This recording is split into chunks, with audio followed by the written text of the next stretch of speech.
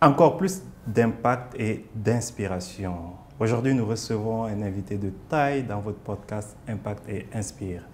Nous allons avec lui parler de son parcours, de son secteur d'activité, ses expériences, ses défis, mais aussi ses petits secrets qu'il va essayer de partager avec nous sur ce plateau. Ce podcast est réalisé en collaboration avec Reporter Horizon, une maison de production bien installée en Guinée, pour vous permettre encore plus de vous donner du contenu de qualité. Monsieur Keita, bonjour. Bonjour, monsieur Camara. Bienvenue dans ce podcast. Tout le plaisir est pour moi. Alors, monsieur Alpha Kabinet Keita est promoteur de Me Loger. Aujourd'hui, le secteur de l'immobilier en Guinée n'a pas beaucoup de secrets pour lui, pour ne pas dire pas du tout de secrets pour lui. Il a été désigné meilleure agence immobilière en 2023. Et avec lui, aujourd'hui, nous allons essayer de parler surtout de son parcours. Je suis sûr qu'il a beaucoup à nous apprendre. Alors, j'ai essayé de vous présenter tant bien que mal, mais on a l'habitude de demander à nos invités de vraiment se présenter en leur nom. D'accord. Et déjà, merci pour l'invitation. Merci pour le choix. Et je ne suis pas trop fréquent dans les interviews. Alors, je pense que vous avez tout dit, mais pour faire simple, je suis Keita, Alpha Kabinet. Et je suis le gérant principal de la société Me Loger Group, SARL. Et pourquoi je dis groupe, après je dirai. Et voilà, je suis jeune, je n'ai connu que l'entrepreneuriat depuis que j'ai fini les études. Donc pour moi, c'est ça. Ok. Justement, depuis que vous avez fini, parlez-nous un peu de vos études. Comment vous vous êtes retrouvé dans l'entrepreneuriat? Bon, alors, moi, je suis issu d'une fratrie de 12 personnes. Donc, ça veut dire que j'ai des grands frères. Et déjà, j'étais à Sangaredi. C'est là-bas que j'ai commencé mes études, surtout l'école primaire, jusqu'à ce que je fais le lycée. Et après ça, je transite vers Conakry pour l'université, au niveau de Général Lansana Conté. Et du coup, en 2018, à ma première année, j'étais sur mon grand frère, que je salue au passage, Dr Karim. Et en fait, je suis du genre quelqu'un qui était à la base entreprenant. Et du coup, depuis même quand j'étais à Sangaredi, je lisais des livres en fait. Et ça, c'est par la grâce de mon grand frère que je salue déjà, et Abdul Karim, qui m'a envoyé des livres que j'ai commencé à lire depuis. Donc, depuis là-bas, j'ai commencé à entreprendre, notamment à travers un salon de coiffure. Parce que je lisais, le premier livre que j'ai lu, c'est en termes de développement personnel, c'est Robert Kiyosaki, Père riche, Père pauvre. Et après, il m'a dit ceci, que je te donne ce livre. Si tu le lis et à 25 ans, tu ne deviens pas millionnaire, c'est que tu ne seras jamais millionnaire en fait. Et je vous avoue que ce livre m'a rendu un peu radin, je veux dire, parce que tout ce que je gagnais, je cherchais à savoir est-ce que l'argent là va me rapporter quelque chose avant de le sortir. Même quand on me donnait le prix des paires de chaussures, je n'achetais pas souvent. Alors c'est comme ça a commencé. Après, je suis venu à Conakry, mais je suis du genre, je n'aime pas demander de l'argent. Parce qu'à l'époque, quand je partais à l'université, on était à Kobaya, il fallait que je demande mon grand frère pour le transport, comme tout étudiant qui est là, et pour aller à l'université. Et c'était vraiment quelque chose qui, moi, m'embêtait beaucoup. Je pouvais, parce qu'on était dans une salle qui accueillait 1000 étudiants, on était 1000 à l'université. Et du coup, il fallait être vraiment matinal. À partir de, je me levais à 5 heures pour que 6 heures me trouvent là-bas pour être devant. Parce que les tableaux qui sont là, c'est avec des marqueurs. Donc quand tu es de loin, tu ne peux pas voir. Et du coup, je me levais à 5 heures, 6 heures jusqu'à 6h30, en fait, à hésiter comment demander le transport. Donc c'est quelque chose qui n'allait pas avec moi, ma conviction, mes principes. Et du coup, je me suis dit, bon, il faut que je fasse quelque chose. Et c'est comme ça. Je n'avais vraiment pas d'idée. Au départ, je pensais à beaucoup de projets comme tout jeune qui veut entreprendre. Mais par contre, il y a ma grande sœur qui demandait à ce qu'elle trouve un logement. Et là, je me suis mis à la recherche parce qu'on m'a dit qu'il y avait des coins où tu viens voir des démarcheurs pour trouver une maison. Ce n'est que avec ceci que tu peux trouver en fait. Et c'est comme ça, j'ai eu une expérience assez alarmante. Et je suis revenu voir mon frère parce que c'est comme, je pense que ce n'est plus un secret pour tout un chacun. Quand tu viens chercher une maison, on te dit c'est là-bas, ben, c'est des kilomètres. Et après, quand tu arrives, ce n'est pas du tout ce que vous êtes. Voilà. Donc c'est vraiment le problème là. Et je suis venu voir mon grand frère. Je l'ai parlé, j'ai dit, est-ce qu'il n'y a pas des structures qui font des logements ici, des plateformes où tu veux chercher? Il dit, tiens, bon, c'est une bonne opportunité, je pense que tu peux le faire. Il n'y en a pas. Et moi, j'ai voulu faire ça avec un de mes amis, mais on n'a pas le temps, je suis dentiste. Donc du coup, si tu peux, il faut le faire, il faut te lancer. Donc c'est un peu comme ça, l'idée de l'entrepreneuriat est venue, en même temps en étant à l'université. Donc pour début, c'est comme ça que j'ai commencé en fait. Et après, de fur et à mesure, voilà quoi, j'ai traversé les monts et trucs, mais voilà, c'est ce qui m'a amené jusque là, c'est comme ça que j'ai commencé. Ok, super. On viendra tout à l'heure sur le succès de votre entreprise.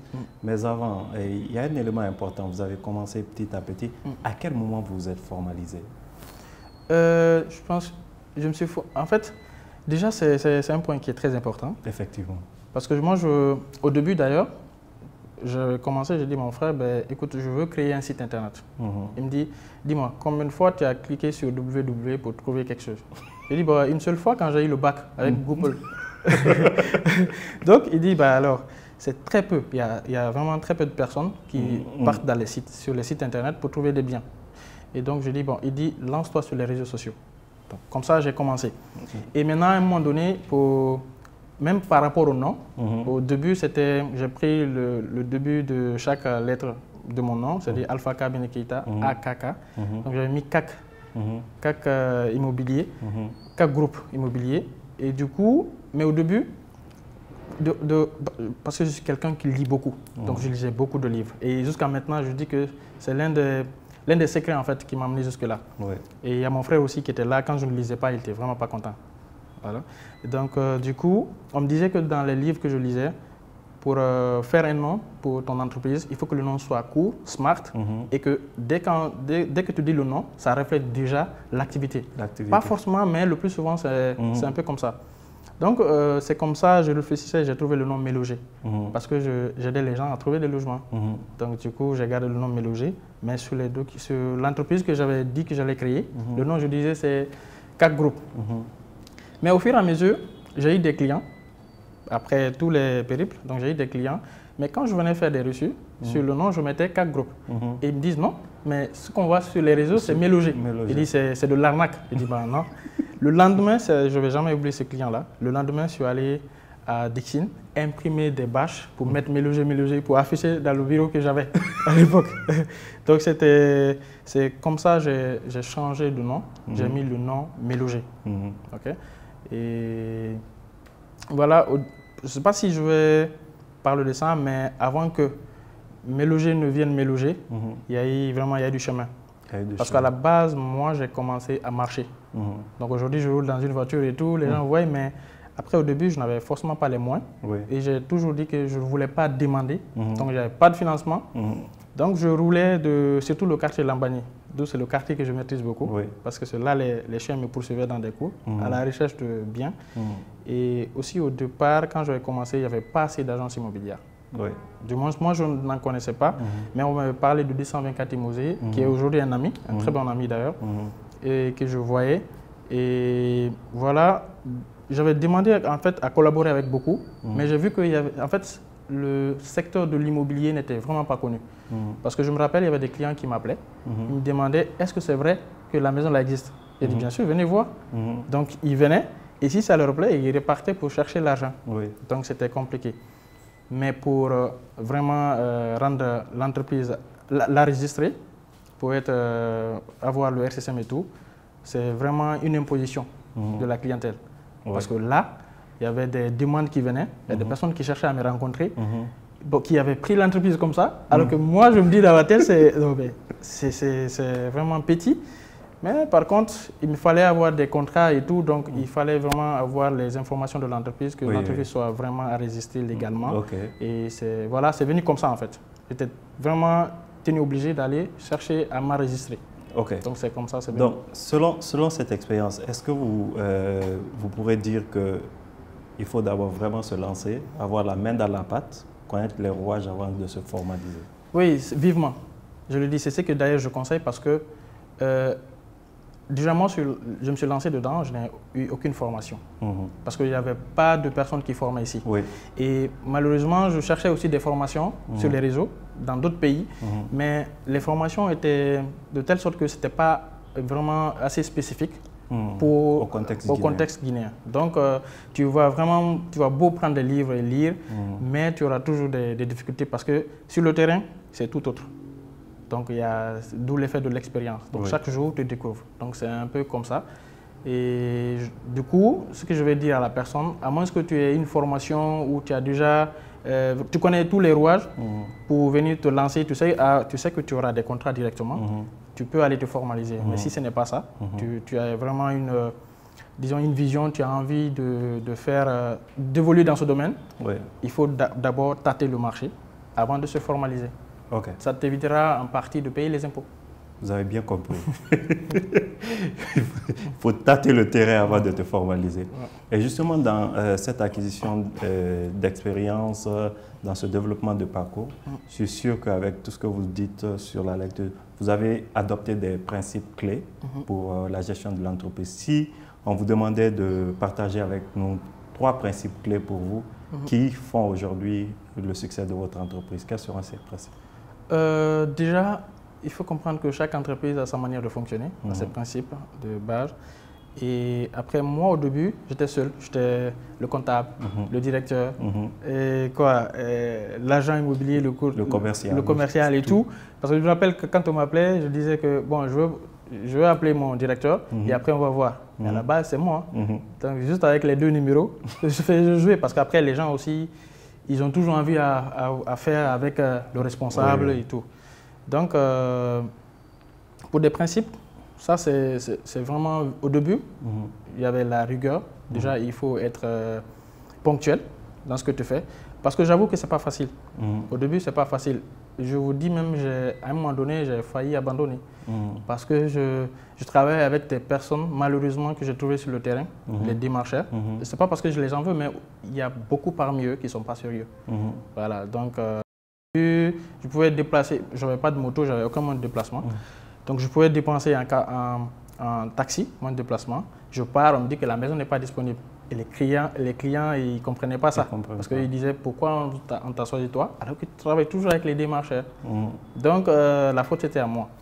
Et du coup, quand j'ai commencé à recruter avec du personnel avec moi, les principes, c'est qu'il faut toujours respecter son engagement face aux clients. Ça, c'est l'un des principes qui est vraiment assez incroyable parce que j'ai eu à accompagner des clients, malgré qu'on n'a pas trouvé des biens, mais qui m'ont toujours recommandé. Tout simplement parce que j'étais là avec eux, je les accompagnais et tout. Et deuxièmement, on ne met jamais l'argent devant. Ça, c'est le principe de base, même avec mes équipes, quand je ne suis pas là. Aujourd'hui, oui, je le dis parce que l'immobilier, par contre, je pense que c'est un métier assez spécifique par rapport en fait, en Guinée, je veux dire, tout simplement parce que c'est un domaine où on parle beaucoup d'argent. Tu vas voir un démarcheur parler de milliards, mais quand tu le vois, tu te dis, est-ce que ça ne colle pas en fait, tu vois, ou un agent immobilier. Mais cela veut dire, en quelque sorte, moi je me dis toujours, partout où on parle beaucoup d'argent, c'est qu'il y a le problème qui guette autour. Donc il faudra vraiment faire très attention. Et c'est des cas qui m'ont sauvé. Parce qu'on te dit, tu entends, tu as une commission de 10 millions d'un seul coup comme ça, tu mets l'argent devant sans vérifier, tu risques de faire la prison. Parce que j'ai eu plein d'amis, d'autres qui ont fui, et d'autres qui sont là, ou d'autres démarcheurs que j'ai aidés qui sont sortis en prison. Par la grâce de Dieu, jusqu'à présent, je n'ai pas eu ce genre de problème, tout simplement parce que je n'ai pas toujours mis l'argent devant. Il y a des cas qui arrivent où quand tu es avec le client, il faut accepter de perdre pour gagner la confiance du client. Et espérant, pour le long terme, la personne va te recommander ou reviendra toujours acheter avec toi. Donc, raison pour laquelle je dis bien, on ne met pas l'argent devant, malgré que c'est important et c'est le nerf de la guerre. Ce qui fait la différence. Donc, il faut ne pas mettre l'argent devant. Et s'il y a un troisième point que je veux dire, c'est, en fait, il faut comprendre que quand on travaille dans une équipe, il faut qu'il y ait disons, un respect par rapport aux collaborateurs. Parce que moi, jusqu'à présent, je pense que c'est la chance que j'ai. J'ai des collaborateurs où il y a des personnes qui sont venues, qui ont voulu les débaucher chez moi, mais qui n'ont pas pu, tout simplement parce qu'il y a le respect, il y a la considération. Moi, je vois beaucoup aujourd'hui qui sont mal payés, mais qui sont là-bas, tout simplement parce qu'on fait, en fait, le travail qu'ils font est récompensé ou est reconnu, valorisé. Donc, ça, c'est l'un des points que je dis toujours parce que moi, je respecte toujours. Et il y a même mes commerciaux. Souvent, quand il y a des actions qui se passent, je les appelle. Je dis qu'il y a le client que tu as visité parce qu'il y a ces clients. Au final, ça se termine avec le responsable. Donc, le commercial vient jusqu'à un certain niveau et après, ça finit avec le patron. Donc, vu que c'est de l'argent qui se parle, donc il faut toujours considérer la personne, le faire comprendre que ce qu'il a mené, il a bien fait et en fait valoriser ce qu'il fait, quoi.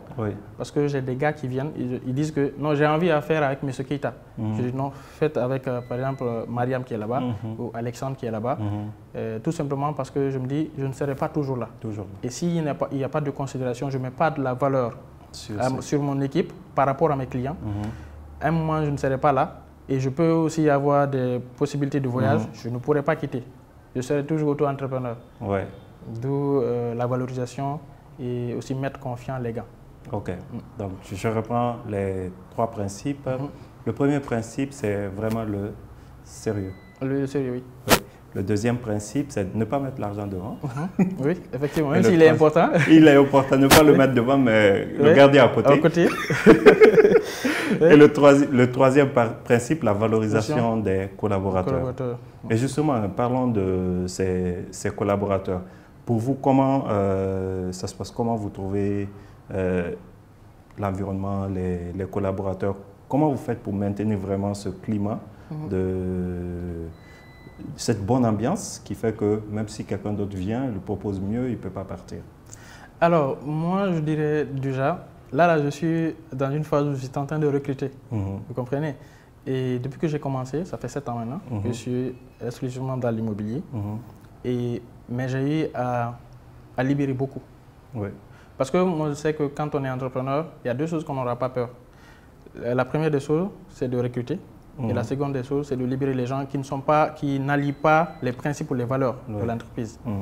Et j'ai à libérer, je pense, plus de 7 personnes. Parce qu'à la base, c'est facile pour moi de compter tout simplement parce qu'à chaque fois que je prenais un agent, j'achetais une moto. Donc je me retrouvais à un moment donné avec 7 motos. Oui, parce que j'ai vu que dans le monde où je suis, la rapidité compte. Les clients qui appellent, et d'ailleurs c'est les problèmes que je trouvais. Donc je cherchais à remédier cela, le facteur temps. Donc quand un client appelle, il a besoin de voir la maison tout de suite. Surtout que si ce n'est pas une exclusivité, il faut agir à temps. Sinon il peut se retrouver avec le monsieur et puis tu perds. Et pour nous, il ne fallait pas perdre ça. Donc c'est pourquoi je cherchais toujours des motos. Donc du coup, il faut reconnaître, je pense que ce n'est plus un secret pour quelqu'un ici. Avoir le personnel, c'est un gros souci. C'est un véritable problème, c'est une casse-tête. Mais c'est pour autant, il ne faut pas en fait, avoir peur en fait, de recruter.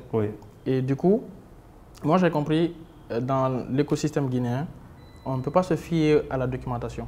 Je dis envoyez vos CV et autres, mais c'est des conneries. Moi j'ai eu des gars qui présentaient un CV, qui est même allé dire j'ouvre la porte, je ferme la porte, en fait, je veille au client, je décroche, c'est de n'importe quoi en fait, juste pour remplir les paperasses. Donc du coup, je me focalisais beaucoup plus, non seulement à à l'engagement de la personne, parce que il y a des collaborateurs avec lesquels je suis aujourd'hui, ça fait maintenant 4 ans que je suis avec eux. C'est tout simplement parce qu'ils avaient la volonté de travailler, d'apprendre, sachant qu'ils n'avaient pas d'expérience. Et moi, jusqu'à maintenant, le peu de collaborateurs avec lesquels je suis, ce sont ceux qui ont accepté d'apprendre, que je les forme, et aussi qui étaient motivés à la base, qui n'ont pas mis l'argent devant. Parce que moi, j'ai des gars qui sont venus, tu me payes tel, je dis, bah, ok, par rapport à ce montant-là, tu rapportes quoi? Tu rapportes combien? Il dit, bah, on verra. Je dis, bah, c'est pas possible. Vous voyez? Donc, du coup, et quand j'ai ces personnes comme ça, j'essaie toujours de les valoriser, de les mettre en avant et d'être assez clair avec eux. Parce que souvent, il y a comment on appelle, ce système qu'on dit souvent que les patrons ont. Tant qu'il faut grouiller, les gens sont devant. Mais quand l'argent rentre, aucune fiabilité, aucune clarté. Il ne faut pas que l'employé chasse combien j'ai eu pour ne pas qu'il se réveille autre chose. Et alors que pour moi, quand tu es clair avec la personne sait combien rentre, et il sait c'est quoi la vision, il sait d'où vous avez quitté. Et c'est pourquoi il faut en fait parler, communiquer avec les gens, d'où tu viens, où tu veux aller et qu'est-ce que vous avez réalisé. Et là, qu'est-ce que vous attendez? Que les gens aient des objectifs. Parce que chez moi, en fait, toute l'équipe, chacun a son objectif à atteindre. C'est pourquoi quand je recrute des personnes, au bout de 3 mois, tu n'atteins pas l'objectif, je me débarrasse avec toi. Parce que après, c'est pas juste venir profiter des clims, parce qu'aujourd'hui on a un grand bureau, il y a des clims et s'asseoir. Moi j'ai commencé à pied, j'avais pas de moto donc. Et je suis toujours sur le terrain. Tu me retrouveras au bureau, que quand il faut peut-être faire une vidéo ou signer quelque chose, que l'argent rentre, ou des réunions. Donc je mets beaucoup de la valeur pour revenir à la question à mes collaborateurs et je partage beaucoup de choses avec eux. Donc c'est pourquoi je disais à l'entame, souvent ce n'est pas seulement l'argent. Seulement les gens, ils reconnaissent d'où tu les as pris, le parcours que vous avez à faire. Pas tout le monde, hein. Il y a des personnes quand même reconnaissantes qui comprennent cela et après qui viennent même te dire telle personne m'a approché, il veut que je parte travailler avec lui, il m'a proposé ça. Souvent même c'est des clients qui viennent chercher des maisons, qui proposent à mes collaborateurs, bah, je veux que tu viennes travailler pour moi, tu es payé à combien? Et dernièrement, c'est un locataire qui l'a fait, qui ne payait même pas à temps, mais qui se permet de me piquer un collaborateur. Mais après, en fait, ça passe directement. La personne voit, mais toi, tu n'arrives pas à payer, tu veux me proposer quoi? C'est compliqué. Donc, c'est un peu ça. La reconnaissance, je pense qu'il n'y a pas plus. Aussi, partager la vision de l'entreprise et en fait, les mettre à la tâche. Parce que souvent, quand on dit on va tout faire, les personnes vont se sentir inutiles. Donc, quand il y aura une opportunité, forcément, ils vont dire, bah, comme je n'ai rien à faire ici, il vaut mieux de partir, quoi. Donc, c'est un peu ça. Super. Et tout à l'heure, dans l'introduction, vous avez parlé, par exemple, de cette agence immobilière avec qui vous êtes devenus de très bons amis. Donc, ça m'amène à aller sur un terrain de la collaboration entre les entreprises qui évoluent dans le même secteur. Parce que à un certain niveau, on parle de compétition, pendant que il y a un docteur que j'avais suivi une fois qui parlait plutôt de compétitivité, plus coopérer que compétir, parce que nous sommes tous. Quel est votre égard et comment se passe cette collaboration dans le secteur de l'immobilier? Alors, c'est une bonne question parce que je pense que je n'ai pas parlé de ça au départ, mais quand j'ai commencé, j'ai créé une page et tout, je voyais maintenant quelles sont les personnes qui étaient là et tout. Donc, il y a eu des personnes que je ne citerai pas le nom ici. Par contre, on est devenus de très bons amis. Au départ, j'avais contacté, je ne sais pas si c'est la personne ou c'est son équipe, mais en tout cas, j'avais eu un nom. J'avais demandé que je suis dans l'immobilier, donc si j'ai des clients, si je peux envoyer tout, bah, ils m'ont mis comme un démarcheur. Ils ne m'ont vraiment pas considéré.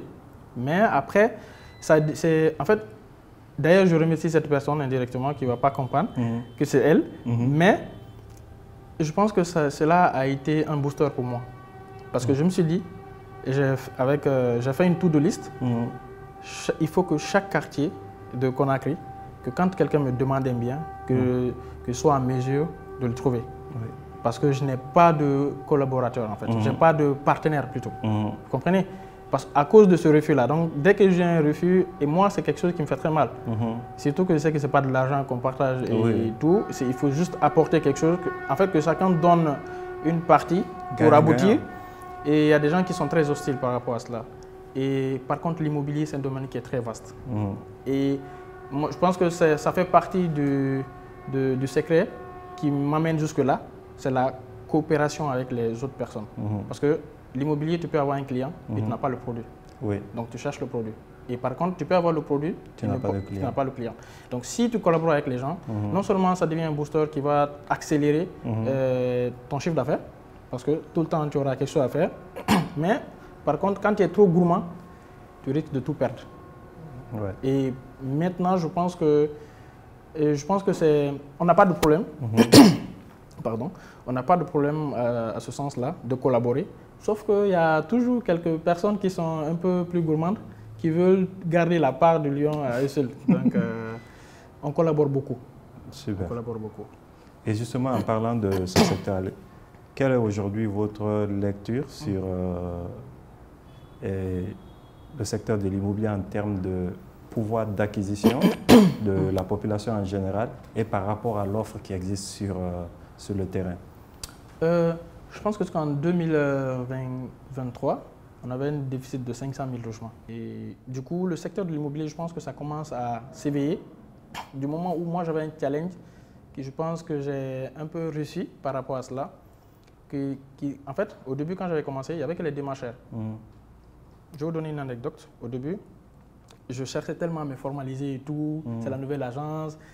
Le seul risque que je n'ai pas fait, c'est de prendre des gros bureaux qui demandent des fonds, alors qu'il n'y a pas de rendement. Oui. Non, mais sinon, tout le reste, je cherchais des gilets, j'écrivais agence immobilière et tout. Mais quand je venais voir les bases des démarcheurs avec le gilet, on me cherchait. J'ai eu des cas parce qu'ils se disaient que c'est des traites, c'est des personnes, eux, ils ont des clients, mais qui cassent leur marché. Qui font le malhonnête par derrière. Mais après, j'enlevais le gilet. Donc, au début, il fallait collaborer avec les personnes qui étaient là. Et ça, c'est des personnes âgées et tout. Même des gars qui disaient, je suis plus âgé que toi, donc l'argent là, je dis, non, écoute, c'est dans le business, il n'y a pas d'âge. On met ça de côté. Voilà, on met ça de côté. Donc, aujourd'hui, je pense que les gens se réfèrent beaucoup plus sur les réseaux sociaux pour chercher des biens. Donc, ça, c'est une bonne chose pour moi parce que au départ, c'était de bouche à oreille. Et donc, c'est pourquoi au début, il y avait vraiment des doutes. Les gens m'appelaient, demandaient est-ce que c'est vrai ou pas. Mais du coup, aujourd'hui, alhamdoulilah, les gens sont habitués. Donc, il faut chercher une agence. Et même au niveau de la vente ou de confier son bien pour la gestion, les gens se réfèrent maintenant aux agences. Ils trouvent une agence immobilière et tout. Parce qu'ils se sentent beaucoup plus à l'aise. Malgré qu'il y a certains toujours qui font le petit malin derrière. Mais ça va. L'écosystème, je pense que ça va. Mais comparé à d'autres pays, on est quand même en retard. Parce qu'il faut comprendre que le développement de l'immobilier prend en compte beaucoup de facteurs. Beaucoup de facteurs. Déjà, on n'a pas de logements sociaux, du moins assez. Et je pense que c'est l'année dernière qu'on a eu les nouveaux logements sociaux de Matotola. Et quand il n'y a pas de logements sociaux dans un pays, forcément, ça va jouer sur le coût du loyer. Et aussi, si ce n'est pas totalement, disons, réglementé, le foncier va être cher. Parce que chacun fera son prix en fonction de ce qu'il voit et de ses besoins. Et ça, c'est un gros problème. Par exemple, je viens récemment d'Abidjan. Là-bas, il y a des zones, c'est par mètre carré. À l'entame, déjà, tu connais, dans cette zone-là, le prix du mètre carré, c'est tel. Ici, ça a été fait, mais ce n'est pas appliqué. Vous savez, je pense que la Guinée est réputée d'avoir des textes assez solides en termes de loi et tout. Mais l'application reste toujours un combat. Donc, je veux dire qu'il y a beaucoup à faire. Il y a beaucoup à faire. Et d'où, je pense que je ne sais pas si ça va être vu par les autorités de chercher à réglementer ce domaine. Parce que j'ai vu beaucoup d'arnaques. C'est tout simplement parce que les gens ne sont pas informés. Il n'y a aucune vulgarisation de l'information. D'où mon participation à faire des vidéos conseils, à essayer de sensibiliser, du moins ce que je peux. Mais seul, je ne pourrais pas. Donc, il faut qu'il y ait vraiment une action assez forte, comme le côté des journalistes, je vais dire, qu'il y ait vraiment une association là ou bien un service qui réglemente tout. Sinon, il y aura toujours des arnaques. Et ça, c'est dommage parce que c'est de l'argent qu'on parle. C'est de l'argent qu'on parle. Super. Et justement, je pense que cela, c'est quelque chose qu'on peut constater parce que quand on voit aujourd'hui le prix des biens immobiliers, par exemple, qui circulent, on se demande, le citoyen lambda, quand est-ce qu'il pourra s'offrir ça? C'est compliqué. Au bout de combien on calcule le salaire moyen du fonctionnaire, on voit le prix du bien. On s'est dit, toute sa vie, même s'il prend un prêt aujourd'hui, il travaille toute sa vie, il ne va pas pouvoir payer. Raison pour laquelle, le peu de personnes de la diaspora ou qui sont là, qui arrivent à payer, on les confond tous à des voleurs. Parce qu'on se dit, la majorité ne gagne pas cela. C'est tout à fait normal. Ne gagne pas cela. Donc, c'est tout à fait normal. Donc, réglementer le foncier, et ça, le prix, ça serait vraiment, c'est vraiment quelque chose de très important. Ça va être un soulagement pour toute la population.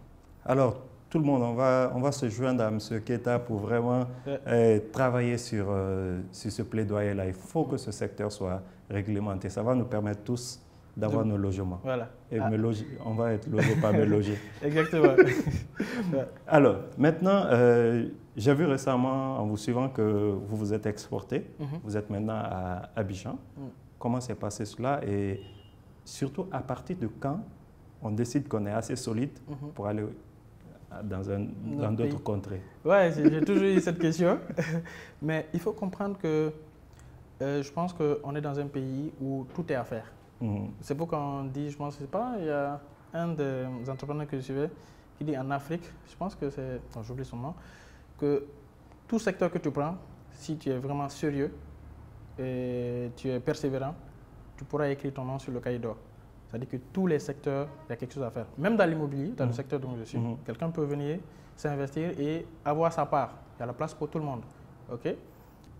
J'ai eu vraiment cette question. Il y a un monsieur qui m'a appelé, mais pourquoi tu es allé à Abidjan alors qu'en Guinée, tu n'as pas fini de vendre peut-être. Mais je dis, je ne vais pas vendre tous les terrains de la Guinée quand même. Donc, il faut comprendre que je suis allé à Abidjan, je pense que ça fait 2 ou 3 ans. C'est la 3e année en 2025 que je pars, je fais des allers-retours à Abidjan.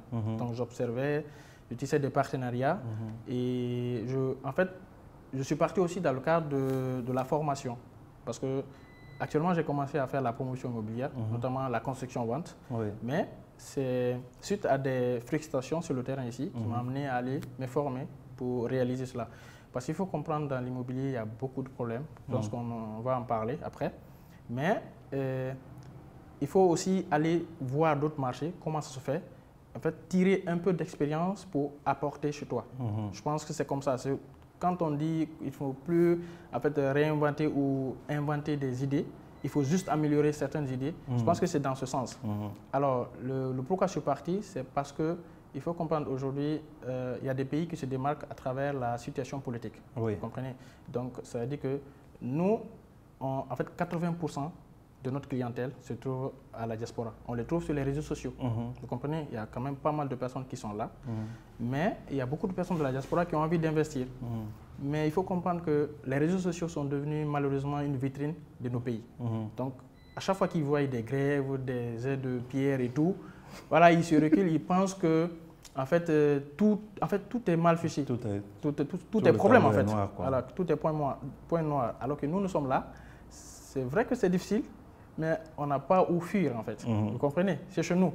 Donc si on fuit tous, qui va gérer le pays? Donc c'est dans ce sens-là, je voyais des personnes qui demandaient des biens dans d'autres pays, qui ont envie d'investir.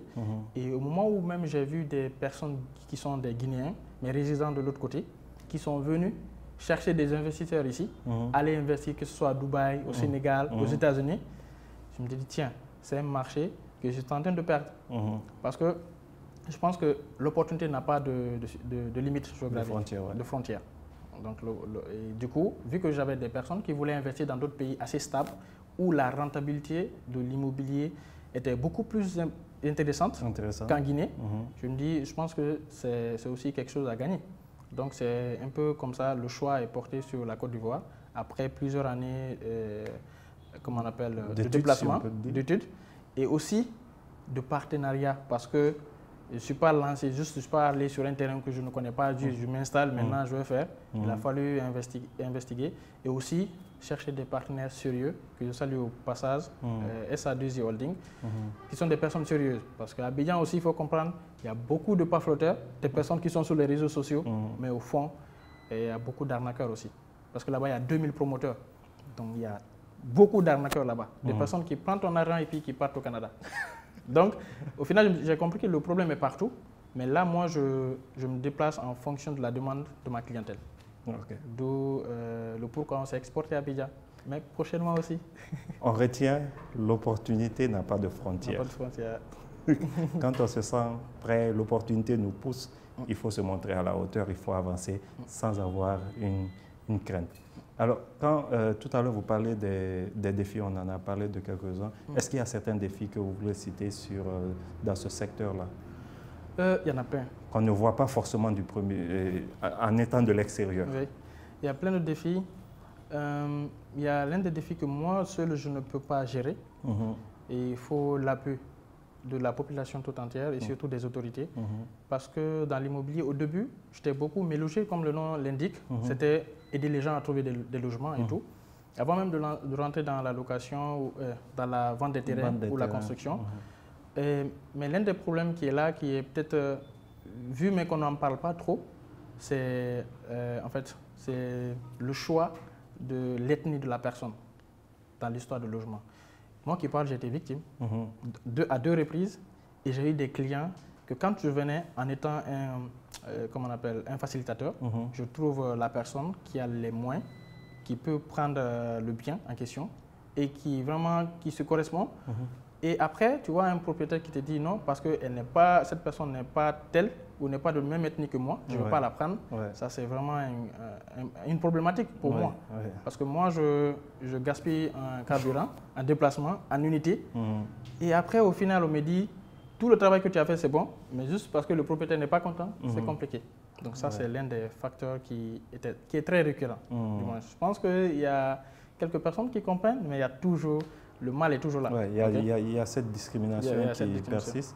Et malheureusement, ça devient un effet boule de neige. Celui qui a été discriminé, à son tour, il va raconter et puis chacun va attendre. Et ça prend de l'ampleur. Ça prend de l'ampleur. Et je pense que ça, c'est à partir de 2010 ça a été vraiment assez récurrent en fait. Et le deuxième problème, ça c'est un défi à relever, mais vous comprenez, je ne suis pas le seul. Donc, et le pourquoi d'ailleurs, le challenge que j'ai, ou le défi, c'est de construire assez de logements pour moi-même être le responsable où je maîtrise mon service ou le cycle en fait entier. Parce que je suis en train de faire de l'intermédiation. J'aide les gens à trouver des logements et les gens qui ont des biens à trouver des locataires. Mais par contre, tant que je n'aurai pas mes propres biens, ou d'ailleurs je n'aurai pas vraiment une collaboration où je participe à ceux qui produisent ces produits-là, ça va être compliqué pour nous de maîtriser la chaîne. Comme je vous ai dit, tu envoies le client et qu'on dit que non, je n'aime pas sa face, c'est compliqué. Et l'autre côté, c'est de faire de telle sorte que toutes les personnes qui sont propriétaires cherchent à faire gérer leurs biens par des sociétés qui ne peuvent vraiment pas chercher la nature du client, où le client est de telle ethnie ou telle autre. Et ça, jusqu'à maintenant, on a vu des agences se créer juste à cause de la commission. Le gars, c'est son frère qui a construit le bien. Il s'est dit, OK, moi aussi, c'est tel IMO. Donc, la commission, c'est 50-50. Oui, et ça, c'est un problème. Parce qu'après, il y a beaucoup de problèmes dans la gestion locative.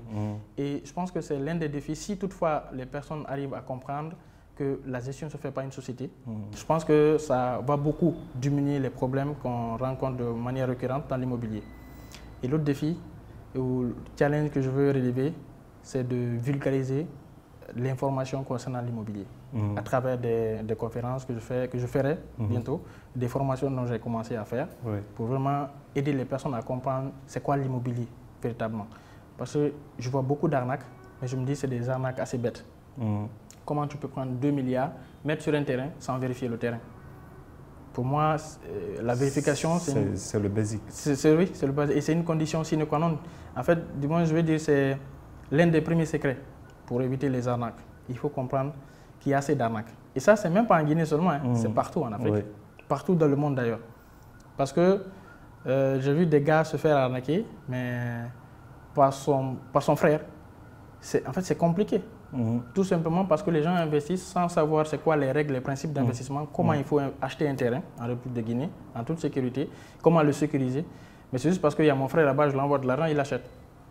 Et pourtant, les gens au pays ont une certaine vision des personnes qui sont de l'autre côté. Parce que... l'argent, ils ramassent. Et après, c'est des problèmes qui fragilisent même des familles. Donc, c'est vraiment un défi pour moi de pouvoir vulgariser les informations. Mais encore une fois, je ne serai pas seul à pouvoir relever ce défi. Il va falloir avoir beaucoup d'acteurs qui véhiculent ces informations, qui partagent les informations, de telle sorte qu'on aura un poids afin de pouvoir avoir vraiment de l'importance et une considération par rapport à la population tout entière en Guinée. De votre intervention, il y a 2 points sur lesquels je voudrais que vous approfondiez, parce qu'on veut beaucoup tirer de votre expérience. Le premier point, c'est quel est l'avantage de faire gérer son bien locatif par une agence. Et le deuxième point, c'est, vous avez parlé tout à l'heure de la sécurisation. Quels sont les principes clés, terre à terre? Parlant de l'avantage de gérer son bien par une société, c'est tout simplement le premier problème dont moi-même j'ai été victime. Éviter de dire que c'est telle personne, il faut qu'elle soit de telle ethnie ou de telle couleur ou de telle taille. Ça évite tout cela. Et deuxièmement, dans la gestion, il y a beaucoup de problèmes. Et même les propriétaires qui nous suivent peut-être vont comprendre. Gérer un locataire, c'est tout à fait des problèmes. Du moment où tout le monde a ses propres manières, critères et, disons, personnalités, c'est très compliqué que toi, tu investis des millions et des milliards pour construire quelque chose qui va te rapporter de l'argent. Et après, que cet investissement-là te dérange, toi, dans ton sommeil, par exemple. On peut t'appeler à 1 h du matin, il n'y a pas d'eau ou il n'y a pas de courant. ils sont sur leur plein droit. Mais toi, ça te dérange parce que tu n'as pas investi pour que quelqu'un te dérange dans ton sommeil. Donc, je pense que déjà, à l'idée de dire que j'ai mis assez d'argent, que quelqu'un m'appelle gauche à droite, ce n'est plus un luxe en fait. Donc, de faire gérer son bien par une société immobilière. Et deuxièmement, il faut comprendre que dans la gestion, cela incombe beaucoup de choses. Aujourd'hui, on voit des bavures qui s'appliquent sur des personnes, tout simplement parce que leur propriétaire se dit qu'il a le droit sur tout. Et alors que même si tu es locataire, tu as quand même des droits. Oui. Tu payes, ce n'est pas gratuit. Et aussi, quand il faut entrer ou sortir, il y a des principes. Ce n'est pas parce que tu es vraiment à la recherche accrue d'un bien qu'on va te traiter aussi d'un bon à rien. Donc, si c'est une agence qui gère, elle connaît les principes. Tout s'établit à travers des contrats. Parce que moi, j'ai des personnes logées chez des gens, ils payent la caution, mais après, à leur sortie, ils ne retrouvent pas leur caution. Parce qu'aux yeux de l'autorité, quand ils portent plainte, il n'y a pas de traces. Donc, du coup, ils n'avaient pas fait de contrat de location. Il n'y avait pas de principes de base établis. Donc, ça, c'est des problèmes. Et deuxièmement, il y a des locataires qui viennent, quand ils sont chez eux, ils se croient tout permis. Donc, ils dérangent les voisins. Donc, ça veut dire que les gens, si ce n'est pas une société qui est là, qui les rappelle toujours des principes et tout, qui font des écrits en bonne et due forme, ça va vraiment impacter les autres. D'où quelques raisons pour lesquelles il faut faire confier son bien ou faire gérer son bien par une société immobilière. La sécurisation. La sécurisation, je pense que, moi je ne cesse pas de le dire, je répète tout le temps, c'est bien pour moi d'acheter un terrain, d'investir dans l'immobilier, mais quand tu ne le sécurises pas, rien ne te garantit que tu ne peux pas le perdre. Je vais prendre un exemple tout bête peut-être. Quand tu as un enfant, c'est bien ton enfant, biologique, légitime. Tu as l'extrait de naissance et tout. Mais quand tu le laisses comme ça, tu ne cherches pas un toit pour le sécuriser. Et forcément, il va errer partout. Et on sait, il y a des situations qui venaient, il y a des personnes qui faisaient des rituels, des sacrifices avec les humains. Donc, tu risques de perdre ton enfant. Encore plus, si tu as un engin, tu as une voiture ou tu as une moto que tu as achetée, c'est bien pour toi. Tu as la carte grise, tu as tout. Mais si tu ne sécurises pas la moto la nuit, tu ne cherches pas à garer et fermer, forcément quelqu'un va venir chercher à s'accaparer. Donc pourquoi ne pas faire autant par rapport aux biens immobiliers? Parce qu'aujourd'hui, j'ai compris que dans l'écosystème, il y a des personnes qui te revendent des biens. Mais si tu ne cherches pas à le sécuriser, du moins tu ne fais pas d'acte de présence tout le temps, ils cherchent que tu es là et tu fais des signes, tu réalises quelque chose sur le bien, il va avoir faim. Il va croire que même souvent tu es mort parce que tu ne fais pas de signe de vie. Il revend à une autre personne, la même personne qui t'a revendu. Vous comprenez? Donc du coup, il est très capital de sécuriser son bien. Ne pas seulement se limiter aux documents. J'ai acheté mon bien. Aujourd'hui, j'ai vu des personnes qui se font arnaquer à travers le titre foncier. Et ça, c'est le dernier document en Guinée ici. Quand il y a le titre foncier, et même les banques, il faut le titre foncier pour qu'ils t'accompagnent. Mais des personnes achètent ces terrains, ils laissent comme ça. Si tu vois, tu ne sais pas s'il y a quelqu'un à acheter ou pas, à part les bornes. Et malheureusement, il y a d'autres qui viennent revendre ces terrains-là. Et après des années, ils reviennent voir qu'il y a déjà un autre propriétaire. Donc c'est compliqué. D'où l'importance de sécuriser son bien. Et pour moi, sécuriser son bien commence non seulement au niveau du côté administratif, chercher tous les documents, parce que les gens négligent le titre foncier. Je pense que c'est l'avènement du CNRD que les gens ont compris un peu plus c'est quoi l'importance du titre foncier. Parce que même une banque, je disais tout à l'heure, pour qu'il te donne des prêts, il faut avoir le titre foncier. C'est les BABA. Donc, après, il faut avoir les documents et après cela, chercher à faire des délimitations. Parce qu'il y a des formes d'arnaque aujourd'hui. C'est-à-dire que la personne te vole ton terrain à travers la surface en fait. Il vient, vous êtes des voisins, mais il dépasse la limite. Donc la délimitation, si tu avais acheté un terrain de 500 mètres carrés, banalement, tu peux te retrouver avec 400. Et ça, c'est du vol. Pour moi, c'est tout simplement parce que tu n'as pas délimité. Si tu avais fait des subassements, on n'allait pas dépasser cette limite. D'où l'importance vraiment de sécuriser le terrain, faire la clôture fermée. Du moment où tu n'es pas prêt à construire, il faut le faire. C'est assez important. Merci beaucoup pour ces conseils-là. Vous avez beaucoup à partager avec nous. Malheureusement, on va être très limité dans le temps. Mais je voudrais revenir un peu sur vos principes de base. On a parlé de l'entreprise, sur le développement. J'ai vu par exemple dans un de vos posts où vous avez partagé en disant moins de distractions, plus de résultats. Dites-nous un peu plus. Je veux dire qu'aujourd'hui, c'est très facile. Bon, c'est possible de réussir, mais ce n'est pas facile. Et cette facilité, c'est tout simplement parce qu'on est dans un écosystème où il y a beaucoup de distractions. Aujourd'hui, si vous remarquez d'ailleurs même sur les réseaux sociaux, ce qui est beaucoup plus mis de l'avant, c'est les trucs qui distraient les gens, qui n'apportent pas de valeur. Oui. Tout ce qui est ambiance, musique ou des conneries de toutes les façons, c'est ce qui prend de l'ampleur.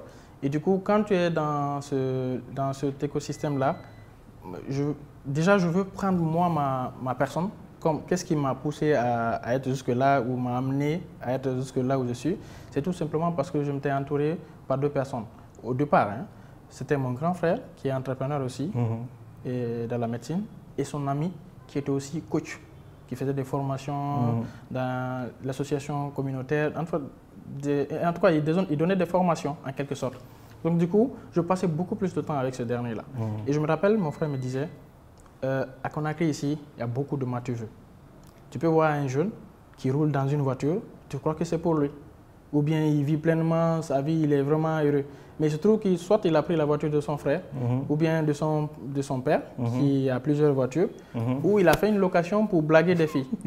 Donc c'est vraiment compliqué. Du coup, si tu ne fais pas attention, tu vas être dans un sérieux jusqu'à ce que tu te dis, mais attends, moi je me casse la tête alors que je vois les autres la faire et ça ne rapporte pas.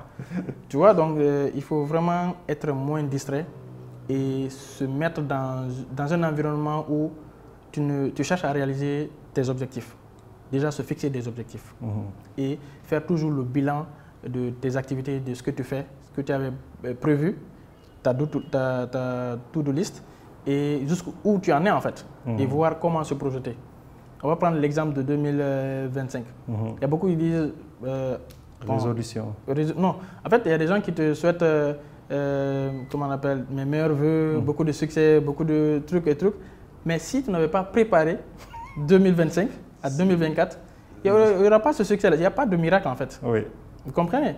Donc, moi par exemple, si aujourd'hui je me suis exporté à Abidjan, c'est pas fortuit, c'est pas comme ça. C'est pas à coup de tête, je me suis dit, bon, directement à Abidjan. Ça a été planifié, j'ai eu des voyages à faire plusieurs fois, des formations avant de m'implanter en fait et chercher vraiment les partenaires sérieux. Vous comprenez? Parce que c'est très difficile de s'exporter dans un autre pays où tu es vraiment incognito. C'est vraiment compliqué. Donc du coup, si tu ne limites pas tes distractions, chaque fois c'est toi on retrouve au niveau de toutes les conférences du pays, toutes les réunions, toutes les rencontres, dans les boîtes, tu es dans les restaurants. À un moment donné, tu fais quoi de ton entreprise, de tes projets? C'est quoi ta vision? Et si ta vision te fait vraiment, tes rêves te font trop peur, forcément, tu n'as pas de temps à te distraire. Parce que je sais, il m'arrive à des moments, maintenant je suis marié, ça va, mais à des moments, je ne mangeais pas toute la journée. Je suis entre là et là. Du petit déjeuner, je sors, c'est compliqué. Parce qu'il y a beaucoup à faire en fait. Donc, pour moi, moins de distractions est égal à beaucoup de résultats. Et je le sais parce que je l'ai appliqué. Merci beaucoup. Ça rejoint, c'est comme notre cher Vincent Cadio aussi nous le partage. Chaque minute compte. Oui, chaque minute compte, oui. Effectivement. Alors, merci beaucoup, M. Keita. C'est très instructif tout ce que vous partagez. Et aujourd'hui, je voudrais que vous regardiez cette caméra et vous vous adressez à ce jeune guinéen qui est un peu perdu et qui ne voit que dans l'espoir pour lui d'aboutir à quelque chose, de suivre quelqu'un et bénéficier de la largesse de cette personne. Et vous êtes l'exemple qu'on peut bâtir de soi-même. Je voudrais que vous regardiez cette caméra et que vous parliez à ce jeune. Ok. Alors, toi jeune qui me suis, je suis Keita comme tu l'as bien su. J'ai commencé de zéro. Et quand je dis zéro, ce n'est pas forcément parce que je n'avais aucun franc. Mais j'ai commencé vraiment au bas de l'échelle, en marchant concernant mon domaine pour chercher des biens. Et aujourd'hui, je n'ai pas besoin de bouger, d'aller taper à des portes, demander s'il y a des biens. Mais tout simplement, il y a des gens qui me contactent pour me confier des biens. Tout cela, c'est parce que j'ai été persévérant, j'ai cru, j'ai osé et aussi je me suis lancé directement. Donc, je ne vais pas trop te disperser avec des conseils peut-être que tu as eu de part et d'autre. Mais tout ce que je vais te dire, si tu as envie de te lancer, lance-toi. Et il faut comprendre aussi, en Guinée, naître, grandir et réussir, c'est possible. Et je pense que je suis parfaitement l'exemple. Et voilà quoi. C'est tout. Merci beaucoup. Merci. Juste avant de clôturer, une question qui me revient en tête, et je sais que vous avez beaucoup d'attention portée là-dessus, c'est l'image de marque pour l'entrepreneur. En quoi c'est important pour vous et comment vous faites pour la garantir? Je pense que c'est pour un début, tout le monde passe par là. Sauf s'il y a des secteurs, je pense qu'il y a des secteurs aussi qui ne demandent pas trop ça, mais l'image de marque, c'est assez important, et même de la personne qui tient cette marque-là. Je pense que on est dans un environnement d'où on est africain. Moi, je me rappelle d'un livre que j'ai lu, on me dit que seul Dieu regarde ce qui est dans le cœur, mais l'être humain regarde ce qu'il voit. Donc, développer sa marque, développer son branding, sa personnalité, je pense qu'on ne peut pas dire assez, quoi. C'est plus qu'important, en fait. Donc, pour moi, je ne cesse, et c'est pourquoi d'ailleurs, je parle beaucoup de valeurs, de respect, des engagements et tout. Parce qu'on est sur les réseaux sociaux. C'est très facile d'exposer. Okay? Mais c'est comme un couteau à double tranchant. Tout comme c'est très facile d'exposer, mais tout comme c'est très facile qu'on t'allume et puis qu'on finisse avec toi d'un seul coup, quoi. Avec un bad buzz et quelque chose comme ça. Donc pour moi, respecter ses valeurs, respecter les principes, il faut chercher à avoir des principes dans l'entreprise pour avoir un long feu. Merci beaucoup. Merci pour ce que tu as, ça a été un plaisir. Tout le plaisir. Un dernier mot? Achetez vos terrains. 2025, à chacun son terrain. À chacun son terrain. Mélogé, merci beaucoup à vous. C'est tout un plaisir pour nous de vous avoir reçu aujourd'hui et j'espère que nous aurons d'autres occasions pour partager encore. Inch'Allah. À vous, n'oubliez pas, le principe reste le même. On apprend, on a appris de M. Keita, on applique. Surtout, on applique et on avance ensemble.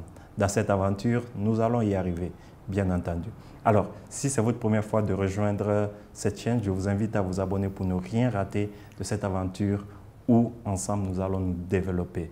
Moi, je suis Cheikh Abdoulaye Camara. Ça a été un plaisir de partager avec vous et je vous invite à la prochaine. À très bientôt.